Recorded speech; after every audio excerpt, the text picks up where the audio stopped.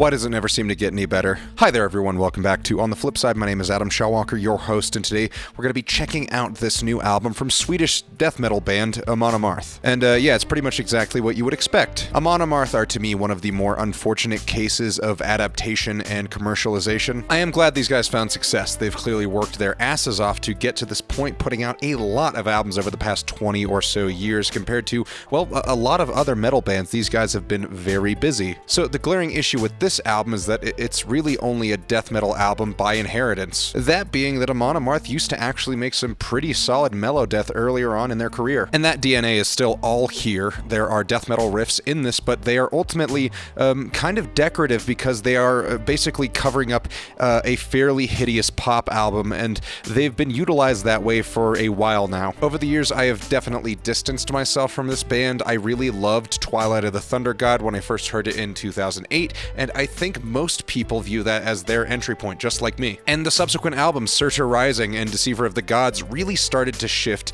how the band was approaching their songwriting a lot more rapidly than before. Comparatively, the shift from Once Sent from the Golden Hall through With Odin on Our Side seems like a really long and slow march. And after that, I kind of fell off until a lot more recently when I did start to dig further into their back catalog until really this last year. I had never really given the first few albums a chance, and it made me realize just how good this band could be if they really just refocused and put out something a little bit more to their roots. I really think the beginning for the end for these guys, to me, seems like 2016's Jomsviking. I think in 2016, this band being adopted by dudes from Minnesota who cosplay as Vikings really reached a peak and has pretty much been the main audience ever since. Basically, Amon Amarth leaned further into the campy side of things to the point that the music at this point is now suffering because, frankly, it's reached a level of cringe that is just a little bit too high. And while there's still some death metal roots here in some of the riffs,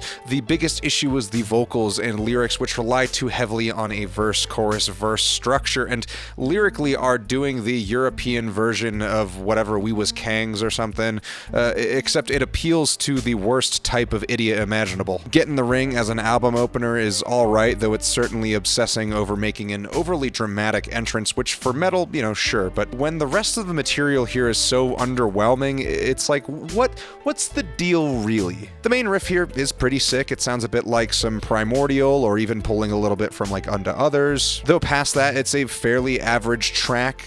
Past the guitar work, really, at least the vocal delivery is a little bit more death metal focused. Mind you, these aren't very good growls, but they've got a bit more of the spirit than many of the other tracks. The Great Heathen Army is pretty much another attempt at tapping into the Raise Your Horns crowd, as is the next track, Hide Run, both of which feature some pretty underwritten choruses and uninspired lyrics in general. The instrumentals, with the exception of some okay drum work, are virtually only here to carry these under-delivered lines. And I wasn't sure if I wanted to bring this up, but Hide Run really reminds me of that shit-ass dwarven metal band that a bunch of like metal clickbait websites were really trying to plug and push super hard a few years ago. That track is just really campy, really weak, with this like frankly bouncy, like flying monkey type beat that is just entirely too much. The track Odin Owns You All is at least a bit more of a refocus onto death metal for some of these verses. It's spotty, but it is there, so there are at least some nice chugging, skull-splitting bits that I can appreciate here. And yeah, that really is one of the better tracks here, and I don't know how I feel about the very power metal style solo, but it's fine. Find a Way, or Make One, backpedals again to that bouncy, campy territory, though at least the driving beat here I could see being maybe utilized effectively in some universe, but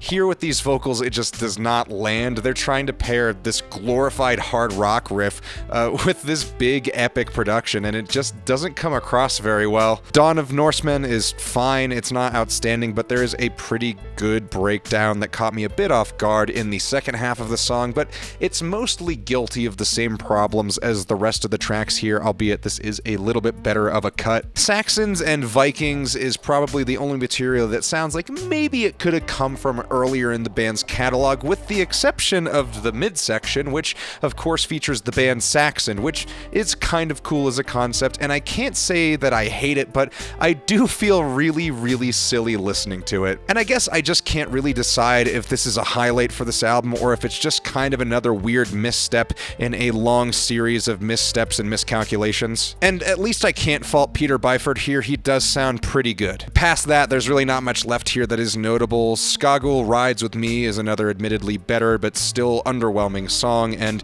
The Serpent's Trail is this fairly lengthy, epic storytelling song that is really trying to prop itself up with some kind of feigned importance with its theatrics, but it's only an okay track. There are some vocal deliveries towards the end of the track that are maybe a little bit more on the black metal side of things, which are pretty decent, but it just kind of falls flat to me. So like I was saying earlier, Amon Amarth deserve all of the success that has come to them, but for me personally, I just wish it hadn't come at such a cost, because by all accounts, they have put out some music that was very, very, very good in the past. I mean, they have one of the best names in death metal, like one of the best band names that I've ever heard, and man, it feels like they're just squandering that. And I know it's classic to just say, well, their earlier material was better, but you know what? Yeah, it was. So you listen to this, and listen to Once Sent from the Golden Hall, and you tell me I'm wrong. I don't think the Great Heathen Army is inherently awful. I think that a lot of it is just kind of mediocre and bland. They could